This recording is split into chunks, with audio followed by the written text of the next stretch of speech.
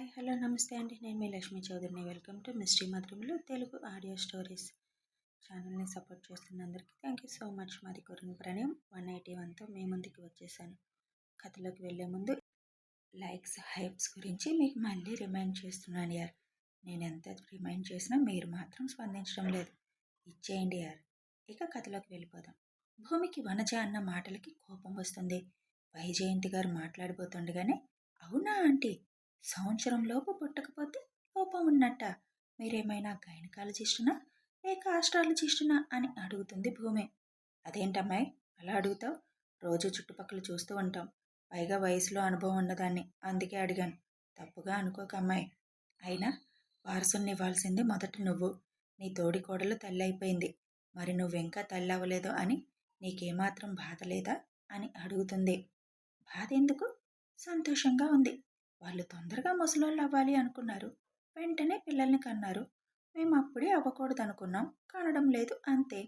తనకి పుట్టినా నాకు పుట్టినా వాడు మా అబ్బాయి కదా. ఇకపోతే మీరన్నట్టు నాకే లోపాలు లేవు. నా జాతకం కూడా బ్రహ్మాండంగా ఉంది. కాబట్టే కదా అంత గొప్ప ఇంటికి కోడలనయ్యాను, అంత గొప్ప వ్యక్తికి భార్యని అయ్యాను. ఇప్పుడు అతి తొందరలో కలెక్టర్ని కూడా కాబోతున్నాను.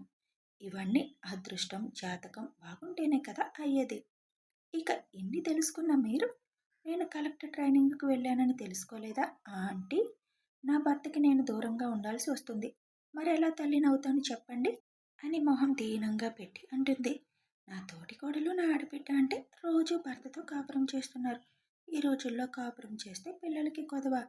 మా ఆయనేమో నువ్వు కలెక్టర్ అయి తీరాల్సిందే, దక్షత్ భార్య అంటే ఎలా ఉండాలి అని నేను ఇష్టం లేదన్నా కూడా బలవంతంగా నన్ను పంపించారు ట్రైనింగ్కి.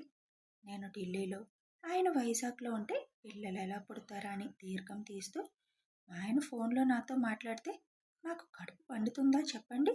అలాంటి మంత్రాలు, చింతకాయలు ఏమన్నా ఉంటే చెప్పండి, పాటించేద్దాం. అది కాకుండా కలెక్టర్గా నేను వైజాగ్ గడ్డ మీద అడుగు పెడితేనే నన్ను తల్లిని చేస్తానని మా ఆయన ముందే చెప్పేశారు. మీకు ఒక విషయం చెప్పనా? మా ఆయన తలుచుకుంటే నెల తిరిగేలోపు నేను మామిడికాయలు, చింతకాయలు తినడం మొదలు పెట్టేయచ్చు. అంత స్టామినా ఉంది నా మొగుడి దగ్గర. హనీమూన్లో చూశాను కదా, తట్టుకోవడం చాలా కష్టం ఆయన్ని. అవసరం అనుకుంటే త్రిబుల్స్ని ఇచ్చేయగలరు ఒకేసారి, అంత స్టామినా ఉంది అని చిన్నగా వనజ చెవి దగ్గర అంటుంది, అక్కడున్న మిగిలిన మగవాళ్ళకి వినిపించకుండా. కానీ దగ్గరలో ఉన్న ఆడవాళ్ళకి మాత్రం ఆ విషయం వినిపించి నవ్వుకుంటారు. భూమి ఆ మాట అనగానే దక్ష పెదాలపై నవ్వొచ్చేస్తుంది. రాక్షసి, ఏం మాట్లాడుతున్నావు అని అనుకుంటాడు, చేతితో తల వెనక రుద్దుకుంటూ. అంతేకాకుండా మా ఆయనకి నా అందం తగ్గిపోవడం అస్సలు నచ్చదు. పిల్లలు పుడితే అందం తగ్గిపోతుంది, పైగా బాధ్యత పెరుగుతుంది, ఇద్దరి మధ్య దూరం వస్తుంది కదా. అప్పుడే అంకుల్, ఆంటీ అవ్వాలన్న కోరిక కూడా లేదు ఆయనకి. మీరేం టెన్షన్ పడకండి పిన్ని గారు నా గురించి. మీరంత వర్రీ కూడా అవ్వాల్సిన అవసరం లేదు. చూస్తూ ఉండండి, మా బుల్లి వినీత్ గాడి పుట్టినరోజు టైంకి నేను సీమంతం చేయించుకుంటాను. మీరొచ్చి నాకు అక్షంతలు వేద్దురు. నా కోసం మీరెంత ఆలోచిస్తున్నారని అస్సలు అనుకోలేదా ఆంటీ? అన్నట్లు మర్చిపోయాను. మీ అమ్మాయికి కూడా దగ్గర దగ్గర పెళ్ళై సంవత్సరం అయిందిగా. మరి మీ అమ్మాయి శుభవార్త చెప్పిందా? ఒకసారి చూపించాల్సింది, తనకేమైనా ప్రాబ్లం ఉందేమో అని. మర్చిపోయారా మీ అమ్మాయి విషయం అని చొరక అంటించేస్తుంది భూమి. ఆ మాట అస్సలు ఎక్స్పెక్ట్ చేయని వనజ షాక్ అయిపోతుంది. వనజ ఎక్స్ప్రెషన్స్ చూసి, ఏదో ఒకటని నన్ను బాధ పెట్టాలని వచ్చినట్టున్నావు కదా, కంకణం కట్టుకొని మరి. ఇంకొకసారి నా గురించి మాట్లాడితే, ఇప్పుడు మాటలతోటే చెప్పాను, ఈసారి చేతికి పని చెబుతాను. ముందు వెళ్ళి నీ కూతురు సంగతి చూసుకో, పక్క వాళ్ళ సంగతి తర్వాత చూద్దువుగానే. బాబుని చూడడానికి వచ్చామా వెళ్ళామా అన్నట్లు ఉండాలి. అడ్డమైన మాటలు మాట్లాడితే నాలుక తినడానికి కూడా పనికి రాకుండా వాత పెడతా. భూమిక, దక్షత్ ఇప్పుడు నేను. అది గుర్తు పెట్టుకొని మాట్లాడు నా ముందు మాట్లాడేటప్పుడు. నా మొగుడున్నాడని తెలిసి కూడా ధైర్యం చేయాలని చూస్తున్నావా నువ్వు? ఆడదానివని కూడా చూడడు. అయినా అనుభవాలుండి కూడా ఇంకా ఇంకా ఎందుకంత నోటికి పని చెబుతున్నావు? ఆ నాలుక కోసేస్తే ఇంకొకసారి ఆ నాలుక పని చేయదుగా. మా వాళ్ళల్లో అనుమానం నాటాలని వచ్చావా?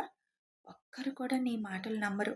అది తెలిసి కూడా ఎందుకు ఇలాంటి వృధా ప్రయాసలు చేసి నిన్ను నువ్వే నలుగురిలో తక్కువ చేసుకుంటావు? చాలా కష్టపడి వచ్చావులే కానీ ఇక బయలుదేరి వెళ్ళు.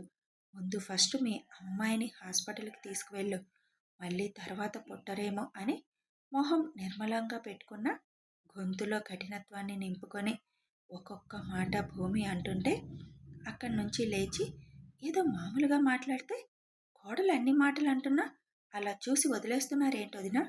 అమ్మాయిని నిందించానా లేకపోతే ఇంకేమైనా అన్నానా? మాట వరుసకి చూపించారా అని అడిగాను. అదే తప్పైనట్లు ఆ అమ్మాయి ఇష్టం వచ్చినట్టు మాట్లాడుతున్నా మీరందరూ సైలెంట్గా ఉన్నారు. ఇంటికి వచ్చిన వాళ్ళని ఇలాగే అవమానిస్తారా అని వనజ అంటుంటే నా కోడలు కూడా నువ్వు అడిగిన దానికి సమాధానం చెప్పింది తప్ప ఎక్కువేమీ మాట్లాడలేదే. కోడలు కాబట్టి మాటలతో చెప్పింది. నా కొడుకు ఇక్కడ ఉండి ఉంటే నువ్వు వణుకుతూ పారిపోవాలి. వచ్చిన పని అయింది కదా, ఇంక వెళ్ళు వనజ అని వైజయంతి గారు కోపంగా అనడంతో అక్కడి నుంచి బయటికి వెళ్ళిపోతుంది వనజ. దక్ష్ ఆవిడ ఎదురుగా నిలబడగానే గుండెల్లో దడ స్టార్ట్ అవుతుంది వనజకి. ఏం మాట్లాడడు, సైలెంట్గా అలా నిలబడతాడు ఒక నిమిషం పాటు. చీర చెంగుతో నుదురుకు పట్టిన చెమట తుడుచుకుంటున్న ఆవిడని చూసి చిన్న స్మైల్ చేస్తుంటే వెంటనే పక్కకు జరిగి వడివడిగా అక్కడి నుంచి వెళ్ళిపోతుంది వనజ. అమ్మమ్మ, నా ఫ్రెండ్కి దిష్టి తీయండి, ఆవిడ దిష్టి కళ్ళన్నీ వాడి మీద ఉన్నాయి అని అంటుంది మహాలక్ష్మి గారితో భూమి. అది నిజమే, దొంగమొహంది, కావాలనే వంక పెట్టుకొని మరీ వచ్చినట్టుంది. నోరస్సలు తిన్నగా ఉండదనుకుంటా. ఏదో ఒక విధంగా సంతోషాలు పాడు చేయాలి అనుకుంటుందేమో అని అంటారు స్రవంతి గారు. నల్లత్రాజు, వెళ్దాం పదా అని అంటాడు దక్ష్. సరే అని అందరికీ చెప్పి దక్షతో బయలుదేరుతుంది భూమి. సమాధానం బాగానే చెప్పానుగా, అన్ని సమయాలలో ఆవేశం పనికిరాదు. వాళ్ళు ఎలా నవ్వుతూ చురకంటించాలి అని చూశారో మనము అలాగే అంటించాలి. నేను అదే చేశాను, ఓకేనా అంటుంది భూమి. ఏంటి త్రిబుల్స్ కావాలా నీకు? ఇవ్వడానికి నాకేం అభ్యంతరం లేదు, కానీ మోసే అంత శక్తి నీకుందా అంటాడు అల్లరి నవ్వుతో దక్ష్. ఆ మాటకి సిగ్గుతో దక్ష్ భుజాల మీద తలవాలు చేసి మోయడానికి నాకు కూడా అభ్యంతరం లేదు అంటుంది. మరీ త్రిబుల్స్ వద్దులే, నువ్వు హ్యాండిల్ చేయలేవు, అసలే కలెక్టర్వి. డబల్స్ ప్లాన్ చేద్దాం ఆఫ్టర్ 6 months అనగానే మొహం ముడి చేస్తుంది భూమి. ఆ పాట పాడడం మానరు కదా మీరు? ఇప్పుడు మొదలు పెడితే నేను ఎలాగో ఇక్కడ ఉండను, అప్పటికి రిజల్ట్ వస్తుంది కదా, ప్లీజ్ ఇంక మందులు వాడను అని అంటుంది. బాగా పిచ్చి పట్టేసినట్టుంది నీకు. మొదటిసారి కలెక్టర్గా కలెక్టరేట్లో అడుగు పెట్టేటప్పుడు బేబీ బంప్తో అడుగు పెడితే అంత బాగోదు. పైగా ట్రైనింగ్లో ఉన్న ఈవిడికి ప్రెగ్నెన్సీ ఎలా వచ్చిందబ్బా అని చెవులు కొరుక్కుంటారు జనాలు. కాబట్టి నువ్వు అస్సలు పిచ్చి పనేమీ చేయొద్దు. అలా చేసావంటే నేను రాను కూడా రాను అక్కడికి అని అంటాడు చిరుకోపంగా. అందుకే మిమ్మల్ని రాక్షస్ అనేది అని దక్షు భుజం మీద కొరికేస్తూ అంటుంది భూమి.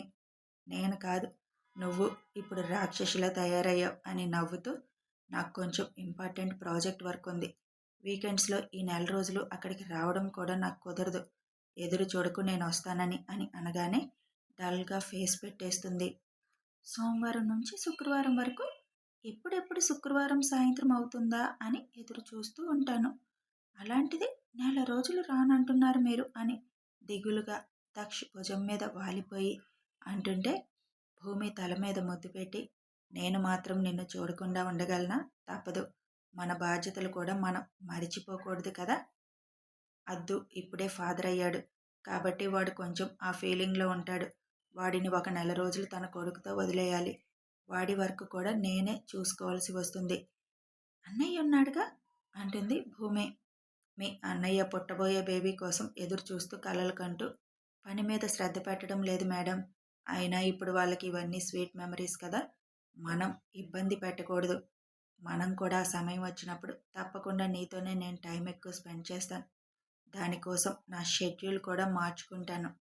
ఈ 6 నెలలు నీకు కూడా చాలా టఫ్ కదా, అసైన్మెంట్స్ ఉంటాయి, విజిట్స్ ఉంటాయి. ఇప్పుడు నీకు పార్లమెంట్ సెక్రటరియట్లో ఇస్తారు కదా, ఏది ఇస్తారు మరి? వాటన్నిటిలో నువ్వు మెరుగ్గా ఉండాలి కదా. ఇప్పటి వరకు నువ్వు అన్నిట్లో మంచి గ్రేడ్లో ఉన్నావు, అందుకే నీకు శిక్షణా కాలం కూడా తగ్గింది. ఇప్పుడు కూడా అదే కంటిన్యూ చేస్తే 6 monthsలో నిన్ను రిలీవ్ చేసేస్తారు, లేదంటే అక్కడే ఉంచుతారేమో. ఏ మాత్రం అవకాశం ఉన్నా నేను వస్తాను. అలాగే ఎప్పుడు చెప్పేదే, చుట్టుపక్కల గమనించుకుంటూ ఉండు. ఎవరిని నమ్మకు. ముఖ్యంగా నీ రూమ్మేట్‌ని అస్సలు నమ్మకు. తనెక్కడికి రమ్మని పిలిచినా వెళ్ళొద్దు నల్లత్రాజు అని చెబుతాడు దక్ష్. ఎందుకని మీకు తన మీద అంత నెగెటివ్ ఫీలింగ్స్ వస్తున్నాయి? అడుగుతుంది భూమి. ఎందుకొస్తున్నాయి తెలియాలి అంటే కథని ఫాలో అయిపోండి. కథ కొనసాగుతుంది. కథని ఫాలో అవ్వాలంటే ఛానల్ని సబ్స్క్రైబ్ చేసుకొని బెల్ ఐకాన్ ప్రెస్ చేయాలి. అలాగే వీడియో నచ్చితే ఒక లైక్ చేయండి. కామెంట్ రూపంలో మీ అభిప్రాయాలు తెలపండి. షేర్ చేయండి. సబ్స్క్రైబ్ చేసుకొని సపోర్ట్ చేయండి. Thanks for watching.